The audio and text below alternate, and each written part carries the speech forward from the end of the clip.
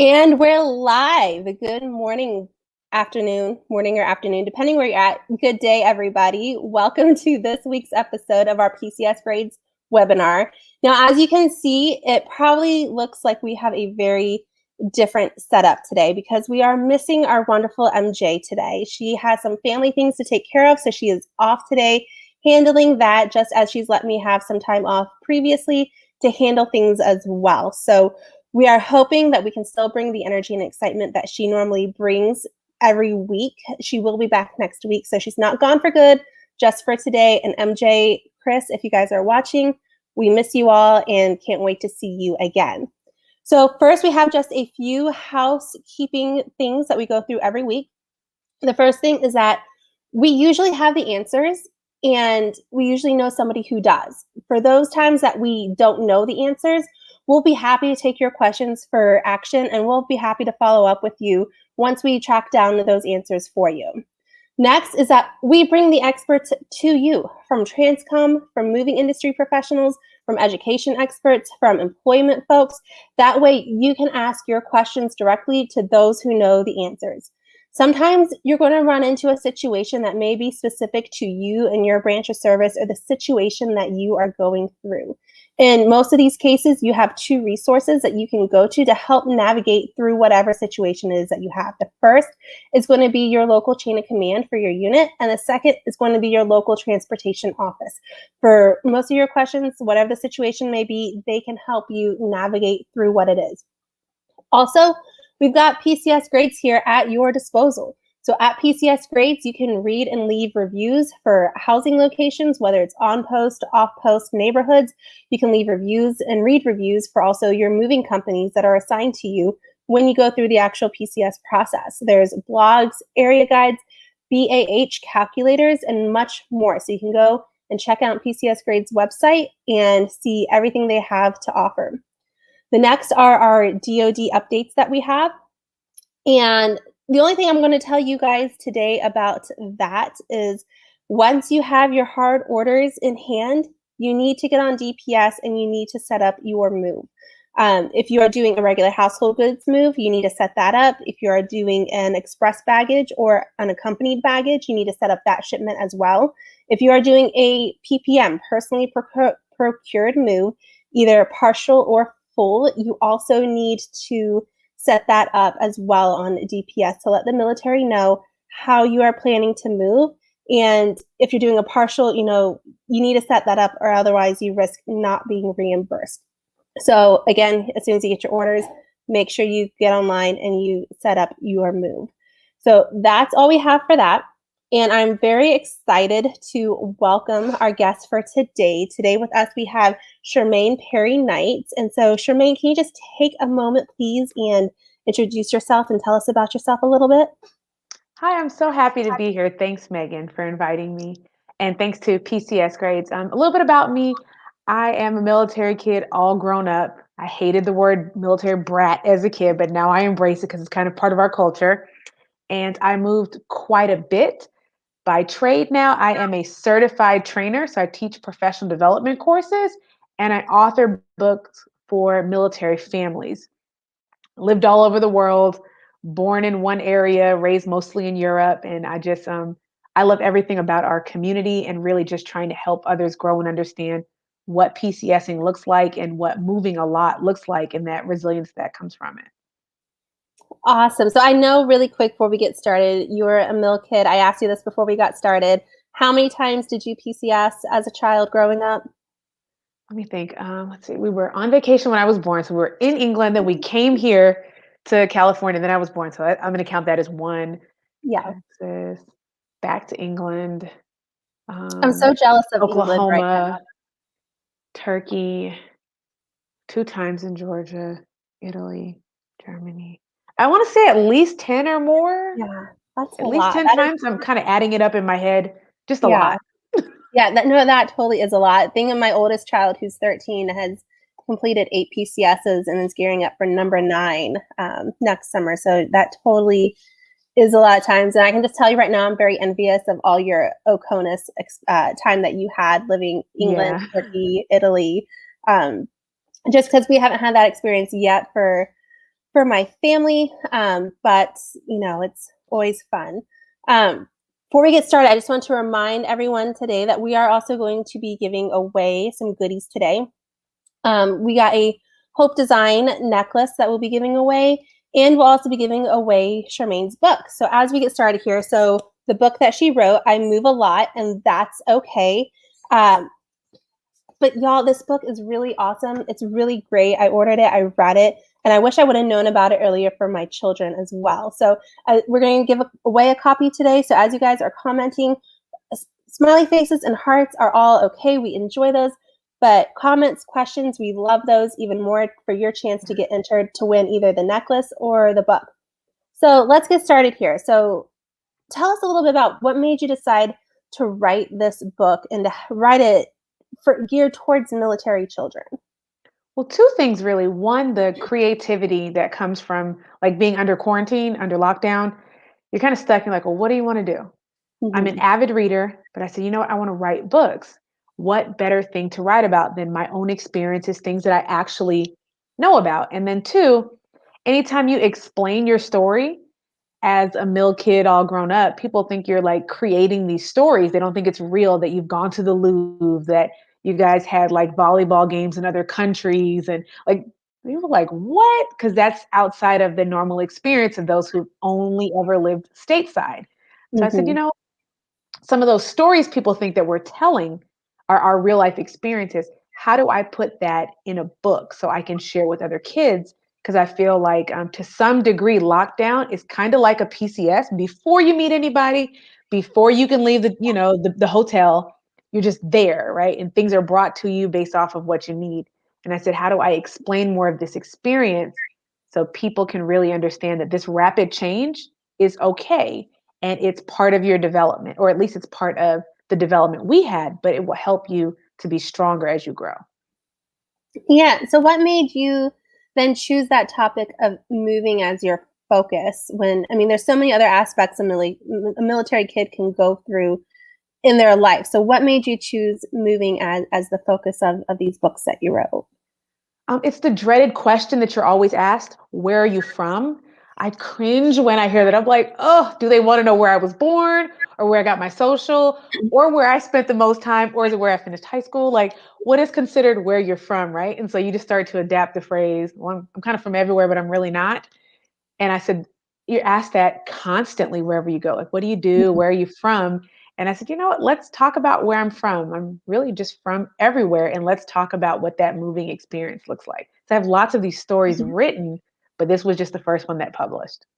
Yes, I love that you have more coming. I just gotta say, so we were stationed at Fort Eustis a couple years ago, and we were at the tree lighting ceremony, and it's a joint base now with Air Force Army, and we were there a little early, and we had this airman PAO person come up, and they were going to do a little video segment and asked if my kids wanted to be a part of it, and I said, sure, why not? And the first question he asked is, so where are you from?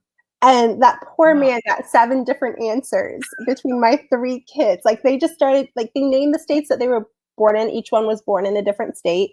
And then they named all the states that we lived in. And I just started laughing. I was just like, sir, you never ask that to a military kid. Ask them, where was their favorite place to live at or something like that. Never ask them where they're from, because you're going to get between 3 kids 7 different answers. So yeah, And that's what totally. happened to us. There's 4 of us, right? So I have 3 siblings. And if you ask us all where we're from, it's like, okay, what do you want where we're born? Because we're all born in like 4 different corners of the world. But it just depends on what you ask. So it's like, maybe you ask what your favorite station was. That might be the better question to start asking us. Yes, favorite station, branch of service, what grade are you in? But don't ever ask a military kid where you're from unless you're ready for their entire life story. Because mine were ready to give it to them. That poor man. I was just like, no, we're gonna stop, kids, right here. Just say one state. Um, so going through with your book, so there are technically 2 books, right? There's Grace's story, which is the book that I have, and then there's Axel's story. So can you tell us like how that came about to be that there are 2 different stories, and how much are they different, and how much are they similar for folks? Oh, so they're very similar because I put out Grace's story first, and I chose her name thinking that we all need to give ourselves a little grace. And so I would name the character Grace. I love that.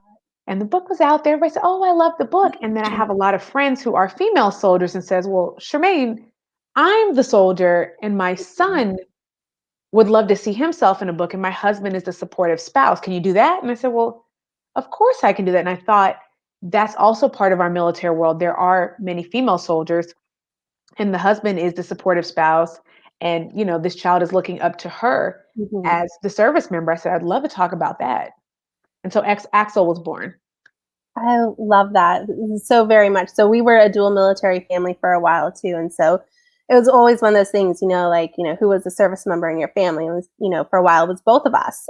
So I love that you've kind of, have two books that are similar, but they offer different perspectives based on what your child's uh, situation is and what their lifestyle is. And so I just want to say, I see these comments coming in. Welcome, Courtney. It's great to see you. And Anne Marie, great to see you guys. And Katya, there's just so many going on here. I love some of these other comments about where our children have been from. As Mary says, so true. My son visited more countries than the States and nobody believed him.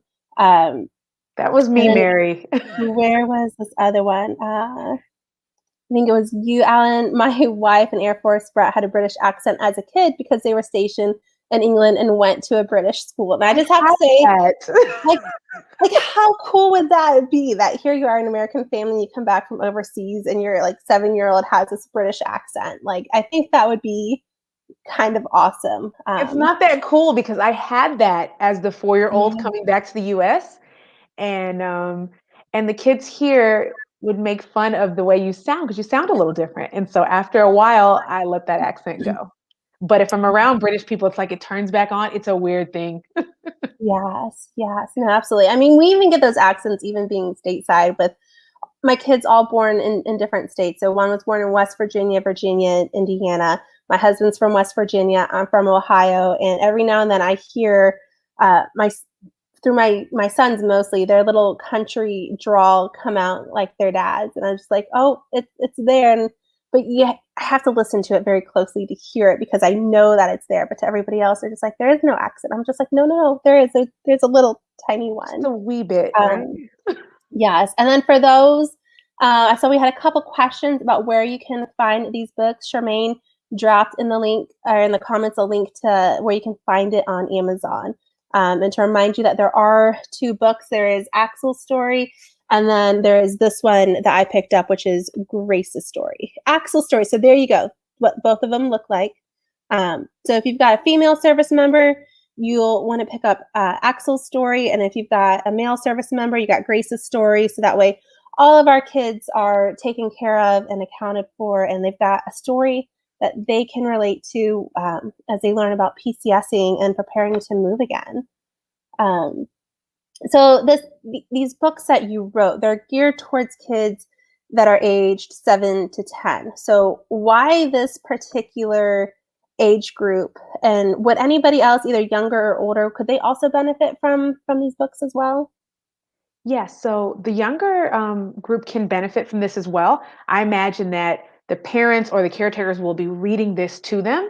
Mm-hmm. And the older group, I feel like could benefit from this as well. But I chose 7 to 10. I feel like that's the sweet spot of ages where they make friends and they're realizing, wait a minute, I've got to leave my friend behind. There's an awareness that I have friends, I can go over and play with them, and they start to build their social circle at that age.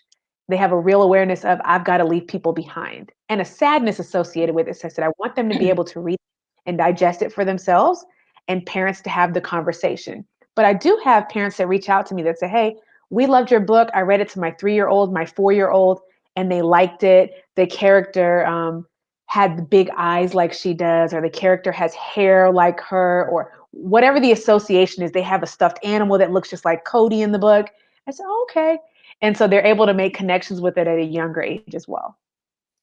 No, I love that. I was just about to, listening to you, about to ask, would you make a book geared towards younger children? and everything. I just, I love that Grace had that dinosaur, because all of my kids have their very own Lovey as well that they take everywhere, and it can't be packed into a box. It has to go with us into the car. So having that connection and seeing that, so it just makes me think, for younger children too, even though this is geared more towards older kids, and that younger kids can still learn something, having one that was more specifically designed to the experiences of our younger children that may not be going through school yet, and the emotions that they may be feeling, and that anxiety of seeing their room packed up and not realizing, like, your dolls will be okay. You'll see them, in 2 weeks on the other end. But just trying to, I guess, in a way, kind of address some of those issues, some of those concerns that younger kids also experience as well. And that's so true. Even at 7, 8, or 9 years old, there might be a child who keeps their stuffed animal as part of their attachment because they're losing everything else. At least that's how it Mhm. feels. So they have to hold on to something. And then when they lose that one animal, I mean, it's just havoc breaking out at the house. Yeah, no, absolutely. And just got to give a little shout out here to Kara. Oh, Says, hey, yeah, Kara. girl, bragging. This is my friend. We love Charmaine as well, Kara. So I absolutely love that she wrote this book and took the time to kind of address these issues and help our mill kids be able to navigate this moving process much easier. And then everybody else, we got Katya again, that we love the book. We'll be adding to our collection, give gifts as military families. And then Susie also will be adding this book to our gift giving. Definitely, I mean, absolutely. I think this book, for anybody that knows that has somebody moving soon, especially with young kids, that this could definitely make a super great gift for them, especially to help their children, especially if they haven't PCS or it's been a while since they've PCS, that this can kind of help open that doorway to the conversation of what does PCSing mean? What does moving mean? That, yes, they're going to put your dolls in a box, but you will see your dolls again in a couple of weeks, kind of deal.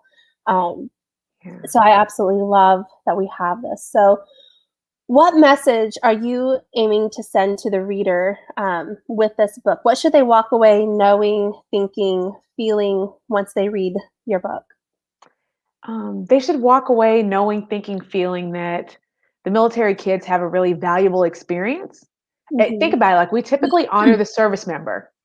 You Yeah. may have a mention of the spouse, but there's not a lot of literature that's really focusing on the child's experience, Mm-hmm. not valuing their feelings, their opinions, their thoughts, and just saying, you know what? We validate that. I see you as like a small warrior. You're growing. You're here to really help in like a pivotal part of the mission just by you Mm-hmm. being who you are day to day for the service member. And so it's really important to honor that. So my hope is that parents will see this book, want to use it as a conversation piece before their next PCS, and to really talk to their kids about how they feel. My mom was really good Yeah. about that, talking to us about how we feel this next adventure coming. Like, you're not leaving people behind. You're just going to see them in another part of the world. So I even see some of my friends in the comments, like people that I met when we lived in Italy. And while Mm-hmm. we're not in the same country, many of us, we still keep up. Because why? You're connected forever as a family, even though you're not together anymore. Yeah, so very true. So, I mean, and I love that we can use this book as that tool, when we talk about moving. I mean, for my kids, once we know that we're going to probably be moving for them, we have to tell them, and we start talking about it from an early step in the process.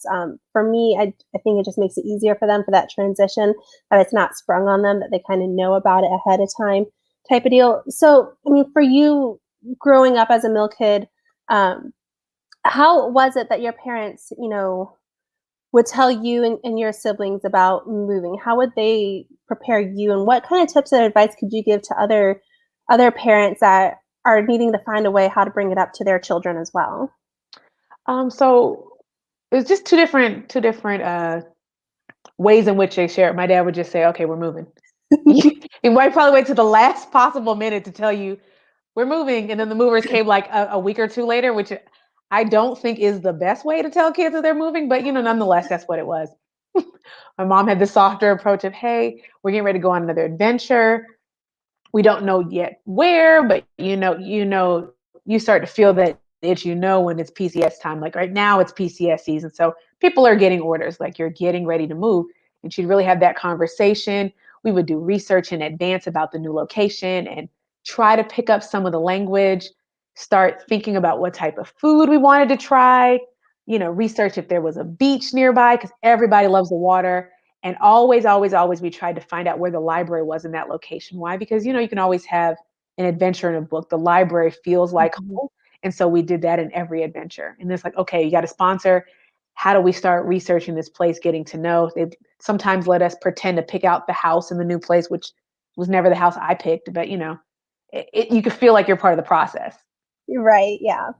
No, I love that your mom always said, it's a new adventure because there's so much truth behind that statement. It really is a new adventure, whether it's someplace you really wanted to go or someplace that you really did not want to go.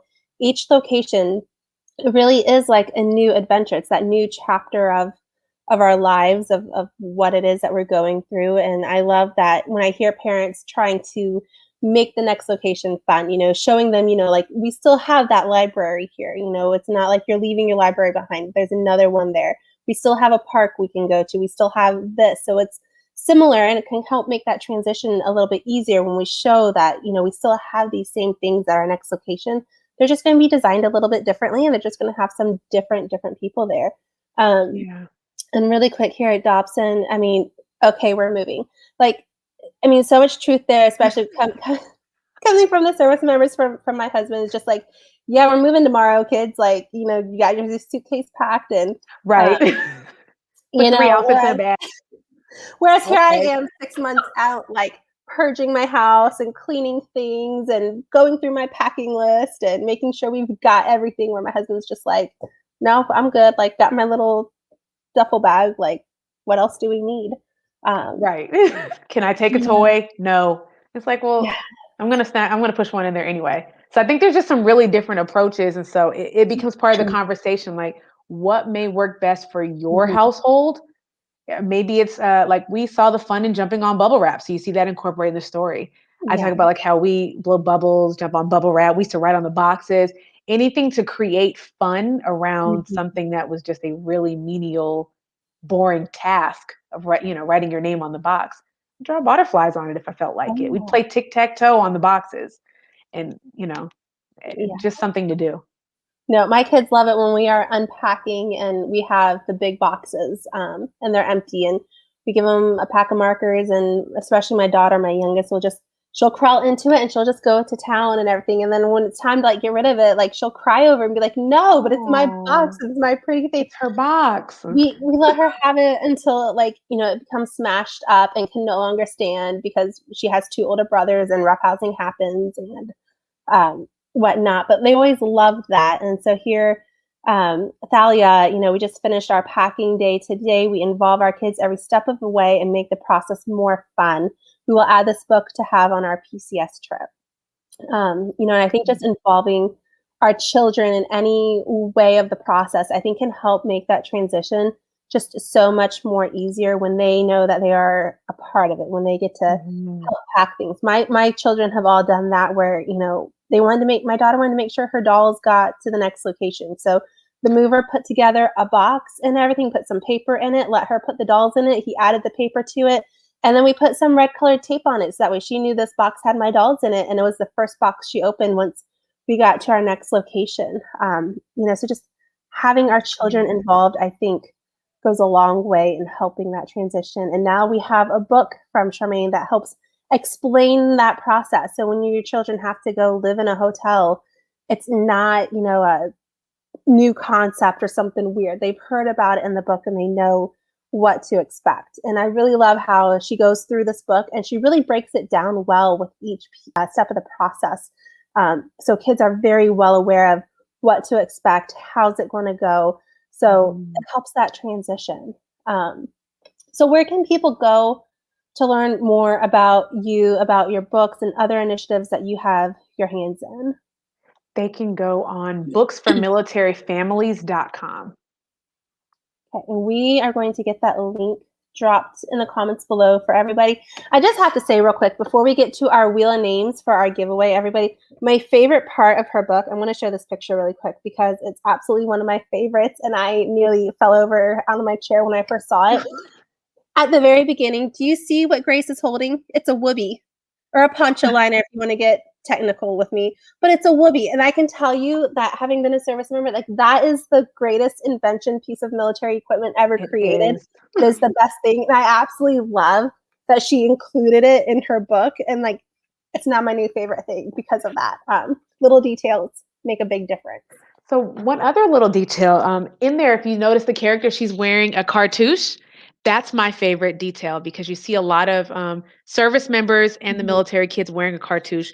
One side has the hieroglyphics, the other side usually has English or it may be Arabic, depending on where you got it. And it's kind of an unofficial symbol, like, okay, you know somebody that loved you in the military or you traveled quite a bit. And so I said, that's one of our symbols aside from the whoopee. Put these in here strategically. So a lot of the photos that I took when we lived in Italy are in there, and your kid is going to explore the geography. They get ready to practice their Italian because there's some really good tips to help them pronounce the words. And I thought that was important because our kids are not just traveling, they're learning skills that you couldn't possibly put in a book or measure. Yes. No, that I love that piece about the language also. When I was reading through and I saw that you would put it in there and then you would break it out how you properly say it. Just because, I mean, that's one part of the adventures, especially when we move to other countries, is being immersed into their culture and learning their language and trying the new foods. And so I love how all those little details are in there. And as I'm reading the book, you know, as a first time person, that I have how I'm supposed to say that phrase, how I'm supposed to say that word, and I'm not just butchering it from what I normally do. Like, you know, my French teacher growing up when I took French in school, she always told us that if you are not confident with how you say it, just say it fast because it'll sound similar to what it is that you need to say. And I like that. I've held on to that piece of advice my whole life that if I don't know how to say something, just say it fast because it'll hopefully come out sounding like it should be. You know, so I really love that you break it down and give us how we properly say it. It's really a nice touch that you have in there as well. Thank you. So we have here, let me see. I saw earlier in the comments, someone said they're getting ready to move. Is there a downloadable version? I'll tell you, there's an ebook, hardcover, and paperback available, and there's a coloring book that goes with it. So, you know, don't limit the kids to just reading the book. Get them the coloring book and let them just go crazy, but don't let them draw on your walls. That's a different story. Here it is from Katya. Yes, and I saw that there's coloring book versions in there on Amazon as well. When you look up the title and everything, and you find it, and I think that is such a great added touch because now not only do they have a book that they can go through and they can read, but there's a coloring book that they have an activity to do as well. And when you're on that 14-hour plane ride over to Italy, like your kids need something to do. Even on the 7-hour car ride, you know, between Indiana and Kansas, like your kids need something to do. And having that coloring book and it being a book about their life and what they're going through, I think it's just a very nice touch that I think all of our kids need. So we are going to get ready here to do our giveaway. And we'll try to get our wheel of names pulled up here on the screen. I'm going to let Stacy do that. Stacy is our technical person working in the back behind the scenes that handles everything. Here we go. So the first thing is going to be for the Hope Designs necklace. So we're going to spin this wheel and see who is going to win that. So a little drum roll as it goes around. And Courtney Smith, congratulations, Courtney. You're going to win the Hope Designs necklace that we are giving away. So please message the PCS Grades Facebook page with your address and contact information so we can get that sent to you. And then we are going to do one more giveaway for Charmaine's book. And we can let you have the choice of whether it's Grace's story with the other way. With the dad as a service member or Axel's story with the mom as the service member. And that is going to be Kara Iron. So congratulations, Kara. You also please message the PCS Grades Facebook page with all of your contact info. And if you would prefer having Grace's story or Axel's story, so we can get the right book sent to you as well. So thank you, Charmaine, for being here today with us and sharing about your book and your story and your experience you had as a milk kid. Thank you. I have one last thing. I have a little Yes, request if I can ask. absolutely. Once you have read and digested the book, your kid has loved it, and they're ready to move on to something else, please consider donating it to your local library or to a classroom because there's another kid who can enjoy it just as much.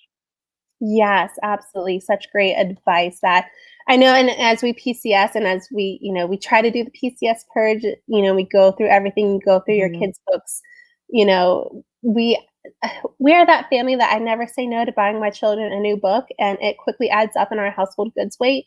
And we quickly run out of bookshelf space. So as we go through it, like even your other books, donating them to a library Mhm. classroom that other kids can enjoy. Same thing with this book, but this book is also going to be the perfect book that you can gift to a friend, a neighbor, somebody else that has kids and is PCSing.